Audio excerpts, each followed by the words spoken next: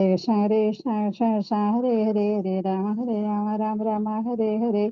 ജയ ശ്രീകൃഷ്ണ ചൈതന്യ പ്രഭു നിത്യാനന്ദ ശ്രീ അദ്വൈത ഗദാധര ശ്രീവാസാദി ഗൗര ഭക്തവൃന്ദ. ഹരേ കൃഷ്ണ മാതാജി.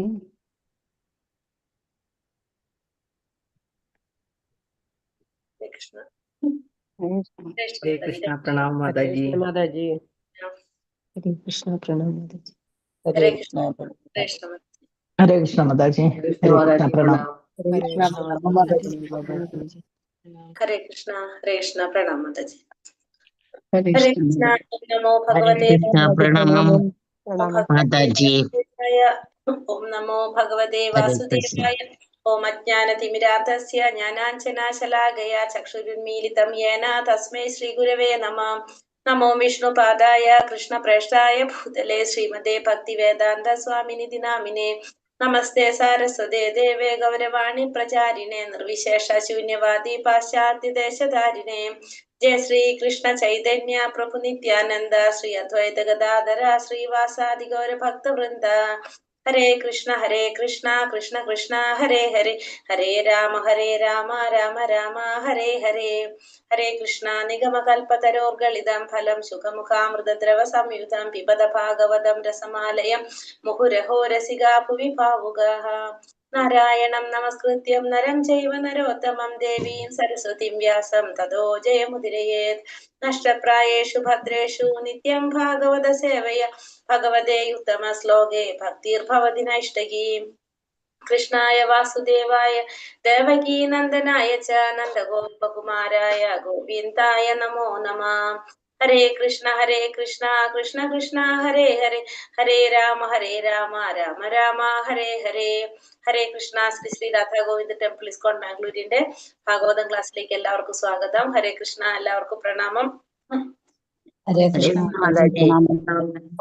हरे राम प्रणाम माता जी। प्रणाम माता जी। हरे कृष्णा प्रणाम माता जी। എല്ലാവർക്കും പ്രണാമം. നമ്മള് ഒന്നാമത്തെ സ്കന്ധത്തിലെ 13-ാമത്തെ അധ്യായം ധൃതരാഷ്ട്ര കൊട്ടാരം ഉപേക്ഷിക്കുന്നു. അതിലെ ശ്ലോകങ്ങൾ മൂന്നാമത്തെ നാലാമത്തെ ശ്ലോകത്തില് ഗാന്ധാരിയെ കുറിച്ചും പിന്നെ കുന്തി ദേവിയെ കുറിച്ചുമാണ് നമ്മൾ ഇന്നലെ പറഞ്ഞത് അല്ലെ. ഹരേ കൃഷ്ണ. ഗാന്ധാരിയെ കുറിച്ച് പറഞ്ഞത് എന്താ നമ്മൾ ഇന്നലെ പറഞ്ഞത്? ഗാന്ധാരിയെ കുറിച്ച് ഗാന്ധാരി ഉത്തമ പതിവ്രതയായിരുന്നു. ലോകചരിത്രത്തിൽ പറഞ്ഞില്ലേ? ഉത്തമ പതിവ്രതയാണെന്ന് പറഞ്ഞു. പിന്നെ അതുപോലെ തന്നെ അത് ധൃതരാഷ്ട്രീയ കല്യാണം കഴിച്ചു. അത് കഴിഞ്ഞ ഭർത്താവിനെ കണ്ണു മൂടിക്കെട്ടി. ഭർത്താവിന്റെ കണ്ണ് കാണാത്തതിനാൽ അവരും പട്ടുവസ്ത്രം കൊണ്ട് കണ്ണു മൂടിക്കെട്ടി. കൗരവസഭയിലെ അവരുടെ കൗരവസഭയിൽ എല്ലാവർക്കും പ്രിയപ്പെട്ടവളായിരുന്നു. അതെ. പിന്നെ അതിനുശേഷം ഗർഭം ധരിച്ച് കുന്തി ദേവിക്ക് പ്രസവിച്ച ആ മാംസപിണ്ഡത്തെ മുറിച്ചിട്ട് 100 കഷ്ണങ്ങളാക്കി 100 കഷ്ണങ്ങളും 100 പുത്രന്മാരായിട്ട് വന്നു. പുത്രന്മാരായി. പിന്നെ യുദ്ധത്തിനൊന്നും ശരിക്കും സപ്പോർട്ട് ആരും ചെയ്തിരുന്നില്ല. ഗാന്ധാരി സപ്പോർട്ട് ചെയ്തിട്ടില്ലായിരുന്നു. പാണ്ഡവർക്ക് അവകാശപ്പെട്ടത് കൊടുക്കണം തന്നെയായിരുന്നു ഗാന്ധാരി പറഞ്ഞത്. പക്ഷെ അവര് കേട്ടില്ല. പിന്നെ അതിനുശേഷം എന്താ പറഞ്ഞത്, കാട്ടുതീയില് എല്ലാ മക്കളും മരിച്ചതിന് ശേഷം അവര് വനവാസത്തിൽ പോയി. അപ്പം അവിടെ കാട്ടുതീയിൽ എരിഞ്ഞടങ്ങി എന്നാണ് പറഞ്ഞത്. കുന്തി ദേവിയെ കുറിച്ച് പറയുമ്പോഴും കുന്തി ദേവി ഭഗവാന്റെ വിജയശക്തിയുടെ അവതാരമായിട്ടാണ് ആരെ പറയുന്നത്? കുന്തി ദേവിയെ പറയുന്നത്. ഗംഗയുടെ ഉത്ഭവസ്ഥാനം ഹിമാലയപർവ്വതത്തിനാണ്. ഹിമാലയപർവ്വതത്തിലെ വനത്തില് പതിദേവനോടൊപ്പം ഗാന്ധാരി കാട്ടുതീയിൽ വെച്ച് മൃത്യുവെച്ചു. കുന്തി ദേവിയുടെ പിന്നെ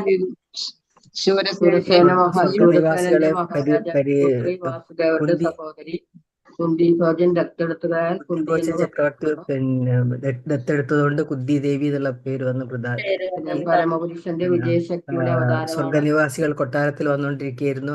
അവരെ പരിചരിക്കാൻ വേണ്ടിയിട്ട് കുന്തി ദേവീനെ ഏർപ്പാടാക്കി. അപ്പൊ അങ്ങനെ അതിൽ നിന്ന് പിന്നെ ദുർവാസവ മഹർഷിന്റെ ഒരു സ്നേഹത്തോടുകൂടി ഒരു ആശീർവാദം കിട്ടി. ഇഷ്ടപ്പെടുന്ന ദേവന്മാരെടുത്തുനിന്ന് അനുഗ്രഹം കിട്ടി.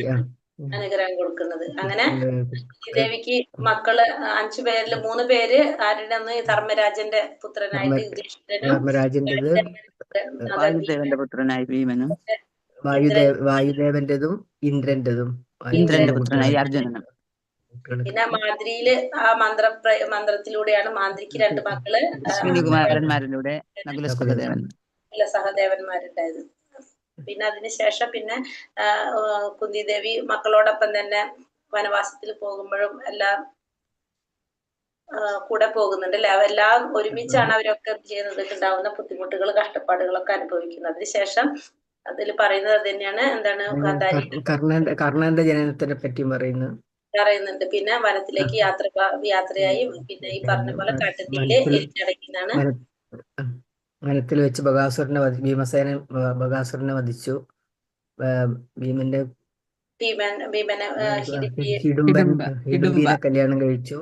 കരോൽക്കജ എന്ന പുത്രനുണ്ടായി. വ്യാസദേവന്റെ സാന്നിധ്യം മൂലം പാഞ്ചാലി പഞ്ചപാണ്ഡവന്മാരെ വിവാഹം ചെയ്തു. പിന്നെ കർണം വധിച്ചപ്പോ കുന്തിദേവി വിലപിക്കുകയും പാണ്ഡുവിനെ പരിണമിക്കുന്ന മുമ്പ് ഉണ്ടായ പുത്രനെന്ന കർണൻ എന്ന് പാണ്ഡവരോട് തുറന്നു പറയുകയും ചെയ്തു. പിന്നെ ഭഗവാനോട് കുന്തിദേവിയുടെ പ്രാർത്ഥന മനോഹരം വിശദീകരിച്ചു. ഗാന്ധാരിയുടെ ഒപ്പം കണ്ട തപസ്സ അനുഷ്ഠിച്ച കുന്തി വനത്തിലെ പോയിട്ട് 30 ദിവസം ശേഷം ഓരോ 30 ദിവസം ശേഷം മാത്രം ഭക്ഷണം കഴിച്ചു. ഒടുവിൽ തീവ്ര ധ്യാനത്തിൽ കാട്ടുതീയില് വെന്തു വെണ്ണീറായി. ഇനി അടുത്തേക്ക് പോകാം നമുക്ക്. ഹരേ കൃഷ്ണ. ഓം നമോ ഭഗവതേ വാസുദേവായ.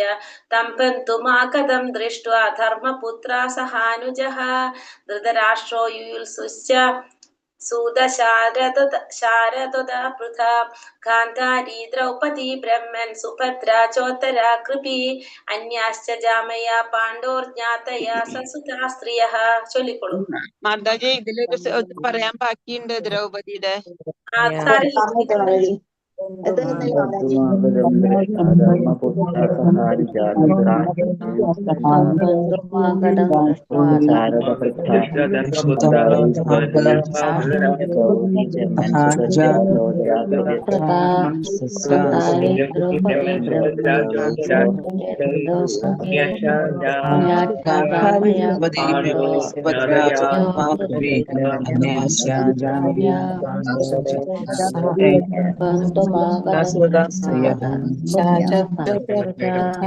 ധൃതരാഷ്ട്രോ സാരസ്വതാ പൃഥാ ഗാന്ധാരി ദ്രൗപദി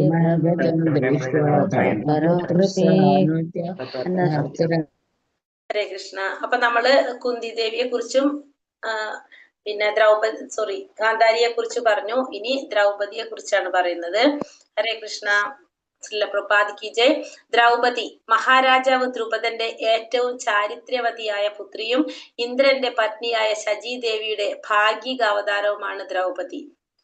യജമുനിയുടെ മേൽനോട്ടത്തിൽ മഹാരാജാവ് ദ്രുപദൻ മഹത്തായ ഒരു യജ്ഞം അനുഷ്ഠിക്കുകയും അതിൽ ആദ്യത്തെ യജ്ഞ സമർപ്പണത്തിൽ ദൃഷ്ടദ്യുമ്നൻ ജാതനാവുകയും രണ്ടാമത്തേതിൽ ദ്രൗപദി സംജാതയാവുകയും ചെയ്തു. ആകയാൽ ദ്രൗപദി ദൃഷ്ടദ്യുമ്നന്റെ സഹോദരിയാകുന്നു. പാഞ്ചാലി എന്ന് അവൾ അറിയപ്പെടുന്നു. പഞ്ചപാണ്ഡവർ അവരുടെ എല്ലാം പത്നിയായി സ്വീകരിച്ച പാഞ്ചാലി അവരിൽ ഓരോരുത്തരിലും ഓരോ പുത്രന്മാർക്ക് ജന്മം നൽകി. പ്രതിവിദ്യൻ യുധിഷ്ഠിരനും, സൂതസോമൻ ഭീമസേനനും, ശ്രുതകീർത്തി അർജുനനും, ശതാനീകൻ നകുലനും, ശ്രുതകർമ്മൻ സഹദേവനും ജനിച്ച പുത്രന്മാരാകുന്നു. ഭർത്തൃമാതാവായ കുന്തി ദേവിക്ക് സമാനമായി അതിസൗന്ദര്യവതിയായ യുവതിയായ ദ്രൗപദിയെ വർണ്ണിച്ചിരിക്കുന്നു. ദ്രൗപദി ആരാണ്? മഹാരാജാവ് ദ്രുപദന്റെ ഏറ്റവും ചാരിത്രവതിയായ പുത്രിയായിട്ടാണ് ആരെ പറയുന്നത്? ദ്രൗപദിയെ പറയുന്നത്. മാത്രമല്ല ഇന്ദ്രന്റെ പത്നിയായിട്ടുള്ള ശചീദേവിയുടെ ഭാഗിക അവതാരമാണ് ആര്? ദ്രൗപദി. യജമുനിയുടെ മേൽനോട്ടത്തില് മഹാരാജാവ് ദ്രുപദൻ ഒരു യജ്ഞം അനുഷ്ഠിച്ചപ്പോ അതിന്റെ ആ യജ്ഞ സമർപ്പണത്തിൽ ആദ്യം ജാതനായത് ദൃഷ്ടദ്യുമ്നനും രണ്ടാമത്തേതാണ് ആര് വരുന്നത്? ദ്രൗപദി വരുന്നത്. അതുകൊണ്ട് തന്നെ ദ്രൗപദി ദൃഷ്ടദ്യുമ്നന്റെ സഹോദരിയാണ്. പാഞ്ചാലി എന്നും ദ്രൗപദി അറിയപ്പെടുന്നുണ്ട്. പഞ്ചപാണ്ഡവര് അവരുടെ എല്ലാം പത്നിയായി സ്വീകരിച്ചു. അങ്ങനെ പാഞ്ചാലിക്ക് പഞ്ചപാണ്ഡവരില് ഓരോ പുത്രന്മാരുണ്ടായിരുന്നു. അത് പ്രതിവിദ്യൻ യുധിഷ്ഠിരന്റെ മകനായിട്ട് പ്രതിവിദ്യനും ഭീമസേനന്റെ മകനായിട്ട് സൂതസോമനും ശ്രുതകീർത്തി അർജുനനും ശതാനീകൻ നകുലനും ശ്രുതകർമ്മൻ സഹദേവനും ജനിച്ച പുത്രന്മാരാണ്. മാത്രമല്ല ഭർത്തൃമാതാവായിട്ടുള്ള കുന്തി ദേവിക്ക് സമാനമായിട്ടുള്ള അതിസൗന്ദര്യവതിയായിട്ടുള്ള യുവതിയായിട്ടാണ് ആരെ പറയുന്നത് ഇവിടെ? ദ്രൗപദിയെ വർണ്ണിച്ചിരിക്കുന്നത്. കൃഷ്ണ എന്ന നാമധേയത്താൽ വിളിക്കപ്പെടണമെന്നും അനേകം ക്ഷത്രിയരുടെ മൃത്യുവിന് ഹേതുവായി തീരാനായി ജന്മം കൊണ്ടവളാണെന്നും ദ്രൗപദിയുടെ ജനനവേളയിൽ അശരീരി ഉണ്ടായി. മഹാദേവൻ ശങ്കരന്റെ അനുഗ്രഹത്താൽ തുല്യയോഗ്യരായ 5 ഭർത്താക്കന്മാരെ അവൾക്ക് ലഭിച്ചു. ദ്രൗപദിയുടെ സ്വയംവരത്തിൽ ലോകത്തിന്റെ എല്ലാ രാജ്യങ്ങളിൽ നിന്നുള്ള രാജാക്കന്മാരും രാജകുമാരന്മാരും ക്ഷണിക്കപ്പെട്ടിരുന്നു. പാണ്ഡവർ വനത്തിൽ ഒളിച്ചു താമസിക്കുമ്പോഴാണ് അവരുമായുള്ള ദ്രൗപദിയുടെ വിവാഹം. എന്നാൽ അവർ കൊട്ടാരത്തിലേക്ക് മടങ്ങിയപ്പോൾ ദ്രുപദൻ അവൾക്ക് അളവറ്റ സമ്പത്ത് സ്ത്രീധനമായി നൽകി. ധൃതരാഷ്ട്രരുടെ എല്ലാ പുത്രവധുക്കളും ദ്രൗപദിയെ നല്ലവണ്ണം സ്വീകരിച്ചു. ദ്രൗപദിയെ ചൂതുകളിൽ നഷ്ടപ്പെട്ടപ്പോൾ ഭീഷ്മരെയും ദ്രോണരെയും പോലുള്ള ഗുരുജനങ്ങളുടെ സാന്നിധ്യം ഉണ്ടായിട്ട് പോലും ദ്രൗപദിയെ ബലാത്കാരമായി രാജസദസ്സിൽ വലിച്ചിഴച്ചു കൊണ്ടുവരികയും ദുശാസനൻ അവളെ വിവസ്ത്രയാക്കി കാണാൻ പരിശ്രമിക്കുകയും ചെയ്തു. ശ്രീകൃഷ്ണ ഭഗവാന്റെ മഹാഭക്തയായിരുന്ന അവളുടെ ഭഗവാൻ സ്വയം അതിരറ്റ ഉടയാടയായി തീർന്ന് ആ അപമാനത്തിൽ നിന്നും അവളെ രക്ഷിച്ചു. ജടാസുരൻ എന്ന അസുരൻ ദ്രൗപദിയെ അപഹരിച്ചപ്പോൾ രണ്ടാമത്തെ ഭർത്താവായ ഭീമസേനൻ അവനെ വധിച്ച് അവളെ രക്ഷിച്ചു. ശ്രീകൃഷ്ണ ഭഗവാന്റെ കൃപയാൽ ദുർവാസാവ് മഹർഷിയുടെ ശാപത്തിൽ നിന്നും ദ്രൗപദി പാണ്ഡവരെ രക്ഷിച്ചു. വിരാട രാജാവിന്റെ കൊട്ടാരത്തിൽ പാണ്ഡവർ അജ്ഞാതവാസം അനുഷ്ഠിക്കുന്ന കാലം ദ്രൗപദിയുടെ അസുലഭ സൗന്ദര്യത്താൽ കീചകൻ ആകർഷിതനായി തീർന്നു. ഭീമനുമായുള്ള പദ്ധതിയാൽ ആ ദുഷ്ടൻ വധിക്കപ്പെടുകയും ദ്രൗപദി രക്ഷിക്കപ്പെടുകയും ചെയ്തു. അശ്വത്ഥമാവ് അവളുടെ 5 പുത്രന്മാരെയും വധിച്ചപ്പോൾ അവൾ അത്യധികമായി വ്യസനിച്ചു. അന്ത്യഘട്ടത്തിൽ യുധിഷ്ഠിരനെയും മറ്റു പതിമാരെയും അനുഗമിച്ച ദ്രൗപദി മാർഗമധ്യേ നിലം പതിച്ചു. അവളുടെ പതനത്തിന് കാരണം മഹാരാജാവ് യുധിഷ്ഠിരൻ വിശദമാക്കിയെങ്കിലും യുധിഷ്ഠിരൻ സ്വർഗലോകത്തിൽ പ്രവേശിച്ചപ്പോൾ അവിടെ ഐശ്വര്യ ദേവതയായി ശോഭയോടെ വിളങ്ങുന്ന ദ്രൗപദിയെ കണ്ടു. ഇവിടെ ദ്രൗപദിയുടെ വേറൊരു പേരാണ് കൃഷ്ണ. കൃഷ്ണ എന്നും ആരറിയപ്പെടുന്നുണ്ട്? ദ്രൗപദിയെ വിളിക്കുന്നുണ്ട്. പിന്നെ അനേക ക്ഷത്രിയന്മാരുടെ മൃത്യുവിന് ഹേതുവായി തീരാനായിട്ടുള്ള ജന്മം കൊണ്ടവളാണെന്ന് ദ്രൗപദിയുടെ ജനനവേളയിൽ തന്നെ ഒരു അരശരീരി ഉണ്ടായതായിട്ട് പറയുന്നു. മാത്രമല്ല മഹാദേവന്റെ അനുഗ്രഹം കൊണ്ട് തുല്യ യോഗ്യരായ 5 ഭർത്താക്കന്മാരെയാണ് ആർക്ക് ലഭിച്ചത്? ദ്രൗപദിക്ക് ലഭിക്കുന്നത്. ദ്രൗപദിയുടെ സ്വയംവരത്തില് ലോകത്തിന്റെ തന്നെ എല്ലാ രാജ്യങ്ങളിൽ നിന്നുള്ള രാജാക്കന്മാരും എല്ലാവരും ക്ഷണിക്കപ്പെട്ടിട്ടുണ്ടായിരുന്നു. പാണ്ഡവർ ഒളിച്ച് താമസിക്കുന്ന വനവാസത്തിൽ ഉള്ള സമയത്താണ് വനത്തിൽ ഒളിച്ച് താമസിക്കുമ്പോഴാണ് ദ്രൗപദിയുമായിട്ടുള്ള വിവാഹം നടക്കുന്നത്. പക്ഷെ അവർ കൊട്ടാരത്തിലേക്ക് മടങ്ങിപ്പോയപ്പോ ദ്രുപദൻ അവർക്ക് സ്ത്രീധനമായിട്ട് നൽകുകയുണ്ടായി. പിന്നെ ധൃതരാഷ്ട്രരുടെ എല്ലാ പുത്രവധുക്കളും ദ്രൗപദിയെ വളരെ നല്ല രീതിയിലാണ് സ്വീകരിച്ചത്. ചൂതുകളിയുടെ സമയത്ത് ദ്രൗപദിയെ നഷ്ടപ്പെട്ടപ്പോ ഭീഷ്മരെയും ദ്രോണരെയും പോലുള്ള ഗുരുജനങ്ങളുടെ സാന്നിധ്യം ഉണ്ടായിട്ട് പോലും ദ്രൗപദിയെ ബലാത്കാരമായിട്ട് രാജസദസ്സിൽ വലിച്ചിഴച്ചു കൊണ്ടുവന്നു ദുശാസനൻ അവളെ വിവസ്ത്രയാക്കി കാണാനായിട്ടുള്ള പരിശ്രമമൊക്കെ നടത്തി. പക്ഷെ ഭഗവാന്റെ ഭക്തയായിരുന്നു ദ്രൗപദി. അങ്ങനെ ആ ഭഗവാന്റെ കാരുണ്യം കൊണ്ട് ദ്രൗപദിയുടെ പ്രാർത്ഥനയില് ഭഗവാൻ സ്വയം ആരായിട്ട് മാറാണ്? അവിടെ ഉടയാടയായി തീർന്നു എന്നാ പറയുന്നത്. ഭഗവാൻ സ്വയം ഉടയാടയായി തീർന്ന് ഈ അപമാനത്തിൽ നിന്ന് ദ്രൗപദിയെ രക്ഷിച്ചു. ജടാസുരൻ എന്ന അസുരൻ ദ്രൗപദി അപഹരിച്ചപ്പോ രണ്ടാമത്തെ ഭർത്താവായിട്ടുള്ള ഭീമസേനൻ അവനെ വധിച്ച് ദ്രൗപദിയെ രക്ഷിച്ചു. പിന്നെ ഭഗവാന്റെ കൃപ കൊണ്ട് ദുർവാസ മഹർഷിയുടെ ശാപത്തിൽ നിന്ന് ദ്രൗപദി പാണ്ഡവരെ രക്ഷിച്ചു. അതേതാണ്? അക്ഷയപാത്രത്തിലൂടെയല്ലേ രക്ഷിച്ചത്? ദുർവാസ വന്നപ്പോ ഭക്ഷണം ഇല്ലാതെ അക്ഷയപാത്രത്തിന്റെ ഭക്ഷണം എല്ലാവരും അവരുടെ വിശപ്പൊക്കെ മാറിയിട്ടില്ലേ? അങ്ങനെ ദ്രൗപദി പാണ്ഡവരെ രക്ഷിച്ചു. വിരാട രാജാവിന്റെ കൊട്ടാരത്തിൽ പാണ്ഡവർ അജ്ഞാതവാസം അനുഷ്ഠിക്കുന്ന സമയത്ത് ദ്രൗപദിയുടെ അസുലഭ സൗന്ദര്യത്തിൽ കീചകൻ ആകർഷിതനായി തീർന്നു. അങ്ങനെ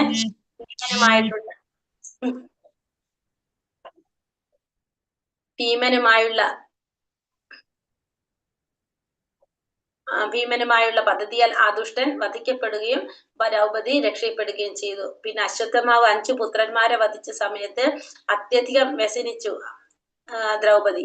അന്ത്യഘട്ടത്തില് യുധിഷ്ഠിരനെയും മറ്റു പതിമാരെയും അനുഗമിച്ച ദ്രൗപദി മാർഗമധ്യേ നിലംപതിക്കുകയാണ് ചെയ്യുന്നത്. അവരുടെ പതനത്തിന് കാരണം എന്തെന്ന് മഹാരാജാവ് യുധിഷ്ഠിരൻ വിശദമാക്കിയെങ്കിലും പക്ഷെ യുധിഷ്ഠിരൻ സ്വർഗലോകത്തിൽ പ്രവേശിച്ച സമയത്ത് അവിടെ ഐശ്വര്യ ദേവതയായിട്ട് ശോഭയോടെ വിളങ്ങുന്ന ദ്രൗപദിയെ കാണാൻ സാധിച്ചു. അപ്പൊ ദ്രൗപദി എവിടേക്ക് തന്നെയാണ് പോയത്? സ്വർഗത്തിലേക്ക് പോയി എന്നാണ് പറയുന്നത്. ഇനി സുഭദ്രയെ കുറിച്ചാണ് പറയുന്നത്. സുഭദ്ര വാസുദേവ പുത്രിയും ശ്രീകൃഷ്ണ ഭഗവാന്റെ സഹോദരിയുമാണ് സുഭദ്ര. അവൾ വസുദേവരുടെ പ്രിയപുത്രി മാത്രമായിരുന്നില്ല, ശ്രീകൃഷ്ണന്റെയും ബലദേവന്റെയും വളരെ പ്രിയപ്പെട്ട സഹോദരിയുമായിരുന്നു. അപ്പൊ സുഭദ്ര വസുദേവ പുത്രിയും ശ്രീകൃഷ്ണ ഭഗവാന്റെ സഹോദരിയുമാണ് ആര്? സുഭദ്ര. ആ വസുദേവരുടെ പ്രിയപുത്രി മാത്രമല്ലായിരുന്നു, ബലദേവന്റെയും ശ്രീകൃഷ്ണ ഭഗവാന്റെ പ്രിയപ്പെട്ട സഹോദരി കൂടിയായിരുന്നു ആര്? സുഭദ്ര. ഈ സഹോദരന്മാരും സഹോദരിയും പ്രസിദ്ധമായ പുരി ജഗന്നാഥ ക്ഷേത്രത്തിൽ പ്രതിനിധീകരിക്കപ്പെട്ടിരിക്കുന്നു. ഇന്നും ദിവസേന ആയിരക്കണക്കിന് തീർത്ഥാടകർ ജഗന്നാഥ ക്ഷേത്രം സന്ദർശിക്കുന്നു. സൂര്യഗ്രഹണ വേളയിൽ ഭഗവാൻ കുരുക്ഷേത്രം സന്ദർശിക്കുന്നതും അനന്തരം അദ്ദേഹം വൃന്ദാവനവാസികളുമായി സന്ധിക്കുന്നതിന്റെയും സ്മരണാർത്ഥമാണ് ഈ ക്ഷേത്രം. ഈ ക്ഷേത്രത്തിലെ രാധാകൃഷ്ണന്മാരുടെ സമാഗമം അത്യധികം കരുണാത്മകമാകുന്നു. ശ്രീ ചൈതന്യ മഹാപ്രഭു രാധാറാണിയുടെ ഹർഷോന്മാദത്തിൽ ജഗന്നാഥപുരിയിൽ എപ്പോഴും ശ്രീകൃഷ്ണ ഭഗവാന് വേണ്ടി കേണിരുന്നു.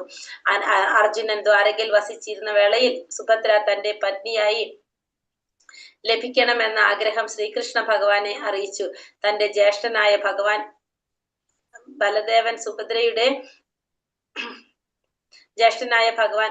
സുഭദ്രയുടെ വിവാഹം മറ്റൊരിടത്ത് ഒരുക്കുകയാണെന്ന് മനസ്സിലാക്കിയ ശ്രീകൃഷ്ണൻ ബലദേവന്റെ ഒരുക്കങ്ങൾക്ക് എതിരു നിൽക്കാൻ ധൈര്യപ്പെടുന്നതിനാൽ സുഭദ്രയെ അപഹരിച്ചു കൊണ്ടുപോകാൻ അർജുനനെ ഉപദേശിച്ചു. അങ്ങനെ അവരെല്ലാവരും രൈവത പർവ്വതത്തിൽ ഉല്ലാസയാത്ര പോയ വേളയിൽ ശ്രീകൃഷ്ണ ഭഗവാന്റെ പദ്ധതി അനുസരിച്ച് അർജുനൻ സുഭദ്രയെ അപഹരിക്കുന്നതിൽ വിജയിച്ചു. ശ്രീ ബലദേവൻ അർജുനനോട് അത്യന്തം കോപാവിഷ്ടനാവുകയും അർജുനനെ വധിക്കാൻ തുനിയുകയും ചെയ്തു. എന്നാൽ അർജുനന് മാപ്പ് നൽകാൻ ശ്രീകൃഷ്ണ ഭഗവാൻ ജ്യേഷ്ഠനോട് അപേക്ഷിച്ചു. അനന്തര സുഭദ്രയെ അർജുനൻ യഥാവിധി പരിണയിക്കുകയും സുഭദ്രയിൽ അഭിമന്യു ജനിക്കുകയും ചെയ്തു. അഭിമന്യുവിന്റെ അകാല മരണത്തിൽ സുഭദ്ര അത്യന്തം മനോക്ലേശം അനുഭവിച്ചു. എന്നാൽ പരീക്ഷിത്തിന്റെ ജനനത്തിൽ സുഭദ്ര സന്തോഷവതിയാവുകയും ആശ്വസിക്കുകയും ചെയ്തു. ഇവിടെ സുഭദ്ര ഭഗവാന്റെയും ബലരാമന്റെയും സഹോദരിയാണ് ആര്? സുഭദ്ര. ഇവര് 3 പേരും കൂടിയുള്ള ഇരു സഹോദരന്മാരും സഹോദരിയുമായിട്ടുള്ള പ്രസിദ്ധമായ ജഗന്നാഥ ക്ഷേത്രത്തില് ഇവരെ പ്രതിനിധീകരിക്കുന്ന, അതായത് ഇവരുടെ പ്രതീക്ഷ എവിടെയുണ്ട്? ജഗന്നാഥപുരി ക്ഷേത്രത്തില് ഇവരാണ്. ഇന്നും ദിവസേന ആയിരക്കണക്കിന് തീർത്ഥാടകർ വരുന്ന ക്ഷേത്രമാണ്. ലക്ഷക്കണക്കിന് തീർത്ഥാടകർ വന്നുകൊണ്ടിരിക്കുന്നത് അല്ലെ. ക്ഷേത്രം ആണ് ജഗന്നാഥ ക്ഷേത്രം. സൂര്യഗ്രഹണ വേളയിൽ ഭഗവാൻ കുരുക്ഷേത്രം സന്ദർശിക്കുന്നതും അനന്തരം ഭഗവാൻ വൃന്ദാവനവാസികളുമായി സന്ധിക്കുന്നതിന്റെ സ്മരണയായിട്ടാണ് എന്ത് പറയുന്നത്? ഈ ക്ഷേത്രത്തെ പറയുന്നത്. ഈ സന്ദർഭത്തിലെ രാധാകൃഷ്ണന്മാരുടെ സമാഗമം അത്യന്തം കരുണാത്മകമാകുന്നു. ചൈതന്യ മഹാപ്രഭു രാധാറാണിയുടെ ഹർഷോന്മാദത്തിൽ ജഗന്നാഥപുരിയിലെ എപ്പോഴും ഭഗവാൻ ശ്രീകൃഷ്ണന് വേണ്ടി കേണിരുന്നതായിട്ടാണ് പറയുന്നത്. അർജുനൻ ദ്വാരകയിൽ വസിച്ചിരുന്ന വേളയിൽ സുഭദ്രയെ തന്റെ പത്നിയായിട്ട് ലഭിക്കണമെന്ന് ആഗ്രഹം പ്രകടിപ്പിച്ചു. ഭഗവാന്റെ അടുത്തായ ആഗ്രഹം അറിയിച്ചു. പക്ഷെ ജ്യേഷ്ഠനായിട്ടുള്ള ബലരാമൻ സുഭദ്രയെ മറ്റൊരിടത്തേക്ക് വിവാഹം ചെയ്തു കൊടുക്കാൻ ഒരുക്കുകയാണെന്ന് മനസ്സിലാക്കിയ ഭഗവാൻ കൃഷ്ണൻ ബലദേവന്റെ ഒരുക്കങ്ങൾക്ക് എതിർക്കു നിൽക്കാനായിട്ട് ധൈര്യപ്പെടാത്തത് കൊണ്ട് സുഭദ്രയെ അപഹരിച്ചു കൊണ്ടുപോകാനായിട്ട് ആരോട് ഉപദേശിച്ചു? അർജുനനോട് ഉപദേശിച്ചു. അങ്ങനെ അവരെല്ലാവരും രൈവത പർവ്വതത്തിൽ ഉല്ലാസ യാത്രയ്ക്ക് പോയ സമയത്ത് ഭഗവാൻ ശ്രീകൃഷ്ണന്റെ പദ്ധതി അനുസരിച്ച് അർജുനൻ സുഭദ്രയെ അപഹരിച്ച് കൊണ്ടുപോയി. പക്ഷെ ബലരാമന് അത് ഇഷ്ടായില്ല. അത്യന്തം കോപിഷ്ഠനായി അർജുനനെ വധിക്കാനൊക്കെ തുനിഞ്ഞു. പക്ഷെ അർജുനന് മാപ്പ് കൊടുക്കാനായിട്ട് ഭഗവാൻ ശ്രീകൃഷ്ണൻ ജ്യേഷ്ഠനോട് അപേക്ഷിച്ചു. അതിനുശേഷം പിന്നെ സുഭദ്രയെ അർജുനന് വിവാഹം ചെയ്തു കൊടുത്തു. അങ്ങനെ സുഭദ്രയിൽ ജനിക്കുന്ന മകനാണ് അഭിമന്യു. പക്ഷെ അഭിമന്യുവിന്റെ മരണശേഷം സുഭദ്ര അത്യന്തം മനക്ലേശം അനുഭവിച്ചു. പിന്നീട് പരീക്ഷിത് മഹാരാജാവിന്റെ ജനനത്തില് സുഭദ്ര സന്തോഷവതിയായും ആശ്വസിക്കുകയും ചെയ്തു. ശ്ലോകം 5. പ്രത്യുജഗ്മു പ്രഹർഷേണ പ്രാണം തന്നോ ഇവാഗതം അഭിസംഗമ്യ വിധിവത് പരിശങ്കാഭിവാദനൈഃ. പ്രത്യുജഗ്മു പ്രഹർഷേണ പ്രാണം തന്നോ ഇവാഗതം അഭിസംഗമ്യ വിധിവത് പരിശങ്കാഭിവാദനൈഃ. ചൊല്ലിക്കൊള്ളൂ. ഹരേ കൃഷ്ണ ഹരേ കൃഷ്ണ പ്രഹർഷേണ വിവാഗതം പ്രാണം തന്വായുവാഗതം സംഗമ്യ വിധിവത്ഷങ്കാഭിവാദനൈഃ വിവാഗതം സംഗമ്യ പ്രാണം തന്വായുവാഗതം സംഗമ്യ വിധിവത്ഷങ്കാഭിവാദനൈഃ സംഗമ്യ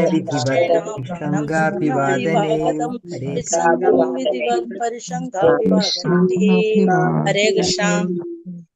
ഹരേ കൃഷ്ണ.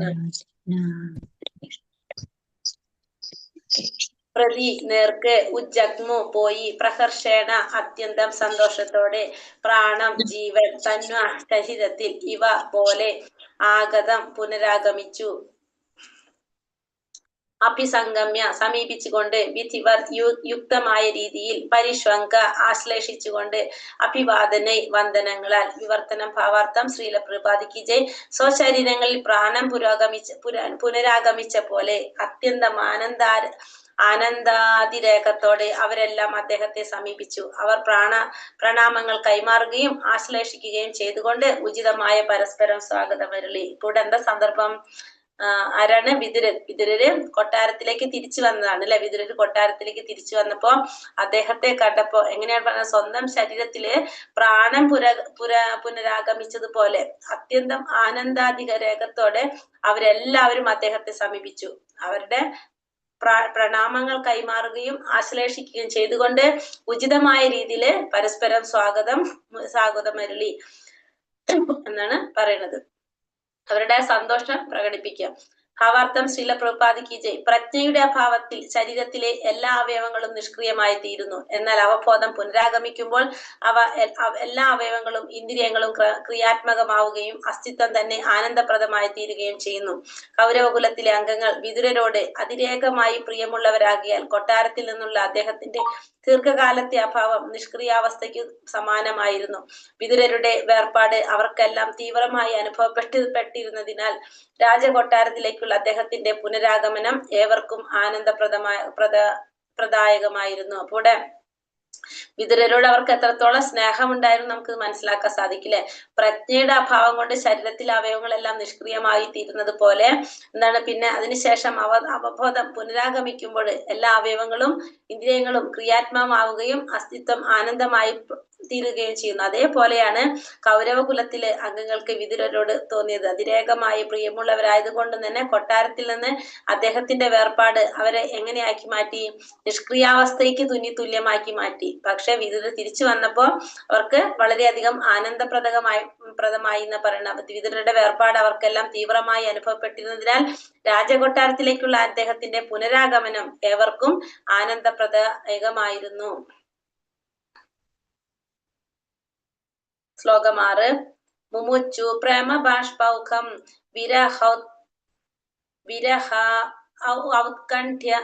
ഔത്കണ്ഠ്യകാദരഃ രാജാ തമർഹയാഞ്ചക്രേ കൃതാസന പരിഗ്രഹം.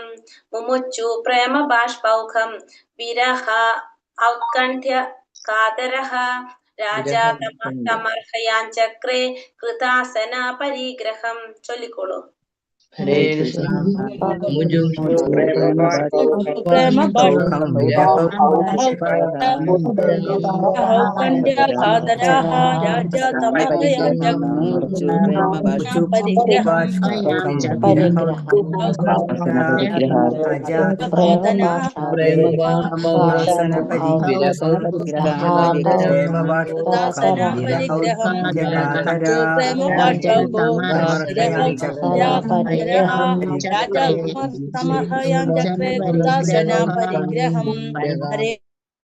ഹരേ കൃഷ്ണ.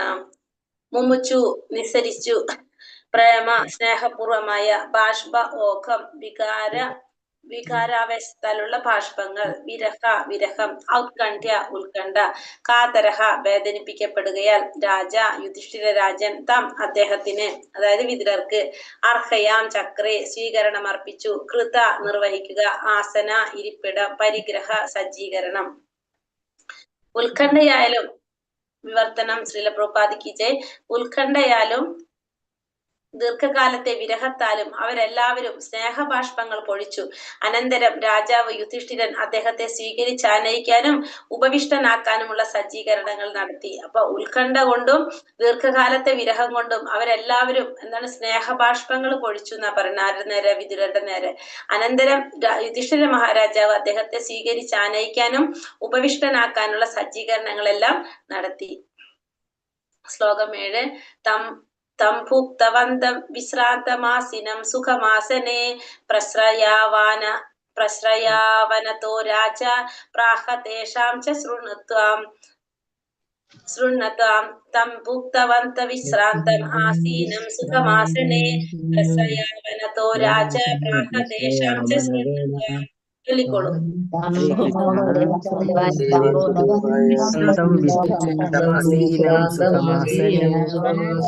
രാവണതോ രാജ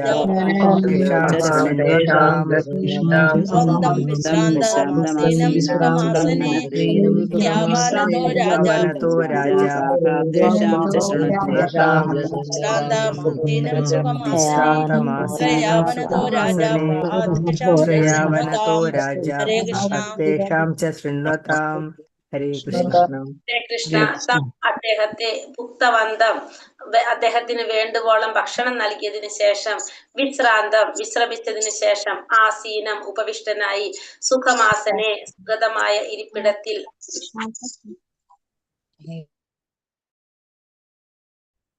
പ്രശ്രയ അവനത സ്വാഭാവികമായും വളരെ മാന്യനും വിനീതനും രാജാവ് യുധിഷ്ഠിരൻ പ്രാഹ സംസാരിക്കാൻ ആരംഭിച്ചു. തേഷാംച അവരാലും ശൃണ്വത്വം ശ്രവിക്കപ്പെട്ടു. വിവർത്തനം ഭാവാർത്ഥം. ശ്രീല പ്രഭുപാദ് ജയ്.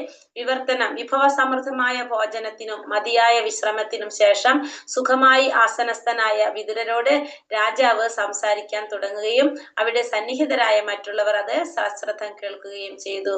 അപ്പോൾ വിതുരരെ കൊട്ടാരത്തില് വന്നു. അപ്പൊ വിതുരരെ വേണ്ട വിധത്തിൽ സൽക്കരിച്ചു. വിഭവസമൃദ്ധമായ ഭോജനവും അതുപോലെ തന്നെ വിശ്രമമൊക്കെ കൊടുത്തതിന് ശേഷം വിതുരരായിട്ട് മഹാരാജാവ് യുധിഷ്ഠിരൻ സംസാരിക്കാനായിട്ട് ആരംഭിച്ചു. അപ്പൊ അവിടെ ഉണ്ടായിരുന്നവരെല്ലാം അത് ശ്രദ്ധയോടെ കേൾക്കുകയും ചെയ്തു. ഭാവാർത്ഥം. ശ്രീല പ്രഭുപാദ് ജയ്. സ്വകുടുംബാംഗങ്ങളുടെ കാര്യത്തിൽ പോലും യഥോചിതമായ സ്വീകരണ സംവിധാനങ്ങൾ ഒരുക്കുന്നതിൽ രാജാവ് യുധിഷ്ഠിരൻ സമർത്ഥനായിരുന്നു. പ്രണാമങ്ങൾ കൈമാറിയും പരസ്പരം ആശ്ലേഷിച്ചും കുടുംബാംഗങ്ങൾ വിതുരരെ ഉചിതമായ വണ്ണം സ്വീകരിച്ചു. അനന്തരം സ്നാനത്തിനും വിഭവസമൃദ്ധമായ ഭോജനത്തിനും ഒരുക്കിയ ശേഷം അദ്ദേഹത്തിന് മതിയാവോളം വിശ്രമവും നൽകി. വിശ്രമത്തിന് ശേഷം അദ്ദേഹത്തിന് സുഖതമായ ഇരിപ്പിടം നൽകിയിട്ട് കുടുംബത്തിലും അല്ലാതെയും നടന്നതിനെയെല്ലാം കുറിച്ച് രാജാവ് സംസാരിക്കാൻ തുടങ്ങി. അപ്പൊ വിതുരരടുത്ത് രാജാവ് സംസാരിക്കാൻ തുടങ്ങിയതിനെ കുറിച്ച് പറഞ്ഞത് സ്വന്തം കുടുംബാംഗങ്ങളുടെ കാര്യത്തിലായാലും യഥോചിതമായ സ്വീകരണ സംവിധാനങ്ങൾ ഒരുക്കുന്നതിൽ രാജാവ് സമർത്ഥനായിരുന്നു എന്നാണ് പറയുന്നത്. അപ്പൊ എന്താ പറഞ്ഞത്? കുടുംബത്തിലുള്ളവരെ ആയാലും നമ്മൾ എന്ത് ചെയ്യണം? യഥോചിതമായ രീതിയിൽ സ്വീകരണങ്ങൾ നടത്തേണ്ടതാണ്. പ്രണാമങ്ങൾ കൈമാറിയും പരസ്പരം ആശ്ലേഷിച്ചും കുടുംബാംഗങ്ങൾ വിതുരരെ ഉചിതമായ വണ്ണം സ്വീകരിച്ചു. അനന്തരം സ്നാനത്തിനും അതിനുശേഷം എന്താ പറയുക സ്നാനം ചെയ്യാനും വിഭവസമൃദ്ധമായ ഭോജനം ഒക്കെ ഒരുക്കിയതിനു ശേഷം അദ്ദേഹത്തിന് മതിയാവോളം വിശ്രമമൊക്കെ നൽകി. വിശ്രമത്തിന് ശേഷം സുഖതമായിട്ടുള്ള ഒരു ഇരിപ്പിടം നൽകിക്കൊണ്ട് ഈ കുടുംബത്തിൽ നടന്ന കാര്യങ്ങളെല്ലാം കുറിച്ച് രാജാവ് സംസാരിക്കാനായിട്ട് തുടങ്ങി. പ്രിയപ്പെട്ട സ്നേഹിതനെയായാലും ശത്രുവിനെയായാലും സ്വീകരിക്കേണ്ട യുക്തമായ രീതിയാണിത്. അപ്പോ സ്നേഹിതരായാലും സുഹൃത്തുക്കളായാലും ശത്രുക്കളായാലും എല്ലാവരും സ്നേഹിക്കേണ്ട രീതി ഇതാണെന്നാണ് പറയുന്നത്. ഭാരതത്തിന്റെ സദാചാരം അനുസരിച്ച് സ്വഭാവനത്തിൽ സ്വീകരിക്കപ്പെടുന്ന ശത്രുവാണെങ്കിൽ പോലും അയാൾക്ക് ഭീകരമായ സാഹചര്യം ഉണ്ടാകത്തക്ക വിധം അത്രത്തോളം നല്ല രീതിയിൽ സ്വീകരിക്കണം. അപ്പൊ ഒരു ശത്രുവിനെ പോലും നമ്മൾ എന്ത് ചെയ്യണം? നല്ല രീതിയിലായിരിക്കണം സ്വീകരിക്കേണ്ടത്. ഒരു ശത്രു അവന്റെ പ്രതിയോഗി എപ്പോഴും ഭയപ്പെടുന്നു. എന്നാൽ ഭവനത്തിൽ എതിരാളിയാൽ സ്വീകരിക്കപ്പെടുമ്പോൾ അപ്രകാരമായിരിക്കരുത്. ഇതിന്റെ അർത്ഥം ഭവനത്തിൽ അതിഥിയായി എത്തുന്ന വ്യക്തിയെ ബന്ധുവായി കരുതി പെരുമാറണം എന്നാണ്. അങ്ങനെയുള്ളപ്പോൾ എല്ലാ കുടുംബാംഗങ്ങളുടെയും അഭ്യുതകാംക്ഷിയായ വിതുരരെ പോലുള്ള കുടുംബാംഗത്തിന്റെ ആര്യം പിന്നെ പറയാനില്ലല്ലോ. അപ്രകാരം എല്ലാ കുടുംബാംഗങ്ങളുടെയും സാന്നിധ്യത്തിൽ മഹാരാജാവ് യുധിഷ്ഠിരൻ സംസാരിക്കാൻ തുടങ്ങി. അപ്പൊ പ്രിയപ്പെട്ട സ്നേഹിതനായാലും ശത്രുവിനായാലും നമ്മൾ എന്താണ് സ്വീകരിക്കേണ്ട ഒരു രീതിയാണ് ഇപ്പോ യുധിഷ്ഠിര മഹാരാജാവ് ചെയ്തതെന്നാ പറയുന്നത്. അതേപോലെ ആയിരിക്കണം നമ്മളെല്ലാവരും സ്വീകരിക്കേണ്ടത്. അപ്പൊ നമ്മുടെ ഭാരതത്തിന്റെ സദാചാരം അനുസരിച്ച് സ്വന്തം ഭവനത്തിൽ സ്വീകരിക്കപ്പെടുന്ന ഒരു ശത്രു ആണെങ്കിൽ പോലും എന്ത് വേണം, അയാൾക്ക് ഭീകരമായ ഒരു സാഹചര്യം ഉണ്ടാകാത്തക്ക വിധമായിരിക്കണം നമ്മൾ സ്വീകരണം നടത്തേണ്ടത്. ഒരു ശത്രു അവന്റെ പ്രതിയോഗിയെ എപ്പോഴും ഭയപ്പെടുന്നതാണ്. പക്ഷെ ഭവനത്തില് ആ പ്രതിയോഗിയായിട്ട് അല്ല കാണുന്നത്. എതിരാളിയാൽ സ്വീകരിക്കപ്പെടുമ്പോൾ അപ്രകാരം ആയിരിക്കരുത്. അപ്പൊ ഒരു ശത്രു തന്റെ പ്രതിയോഗി എപ്പോഴും ഭയപ്പെടും. പക്ഷെ ഭവനത്തിൽ എങ്ങനെയായിരിക്കരുത് ഒരിക്കലും അപ്രകാരം ഒരു ഭയം തോന്നാത്ത വിധത്തിലായിരിക്കണം ശത്രുക്കളോട് പോലും പെരുമാറേണ്ടത്. അതിന്റെ അർത്ഥം ഭവനത്തിൽ അതിഥിയായി എത്തുന്ന വ്യക്തിയെ ബന്ധുവായിട്ട് കരുതണം. അപ്പൊ ഭവനത്തിൽ വരുന്നവർ ആരായാലും ആരാണ്, നമ്മുടെ ബന്ധുവാണ്, ശത്രുവല്ല എന്ന് നമ്മൾ മനസ്സിലാക്കി അതിനനുസരിച്ച് പെരുമാറണം. അങ്ങനെയുള്ളപ്പോൾ എല്ലാ കുടുംബാംഗങ്ങളുടെയും അഭ്യുദയകാംക്ഷിയായ വിതുരരെ പോലുള്ള കുടുംബാംഗത്തിന്റെ കാര്യം പിന്നെ പറയേണ്ടതില്ലല്ലോ. അപ്പൊ പിന്നെ വിതുരരെ കുറിച്ച് നമ്മൾ പറയേണ്ട ആവശ്യമില്ല. എല്ലാവരുടെയും അഭ്യുദയകാംക്ഷിയാണ് അദ്ദേഹം. അപ്രകാരം എല്ലാ കുടുംബാംഗങ്ങളുടെയും സാന്നിധ്യത്തിൽ മഹാരാജാവ് യുധിഷ്ഠിരൻ സംസാരിക്കാൻ തുടങ്ങി. അപ്പൊ അങ്ങനെ മഹാരാജാവ് യുധിഷ്ഠിരൻ സംസാരിക്കാൻ തുടങ്ങാണ്. യുധിഷ്ഠിരൻ പറയുന്നതാണ് നാളെ തൊട്ട് നമുക്ക് എടുക്കാം. ഹരേ കൃഷ്ണ. മഞ്ചാകൽപതരൂപേശ കൃപാ സിന്ധോഭ്യവജ പതിതാനാം പാവനേഭ്യോ വൈഷ്ണവേഭ്യോ നമ നമ. അനന്തകോടി വൈഷ്ണവൃത്തി की जय. श्रील प्रभुपाद की जय.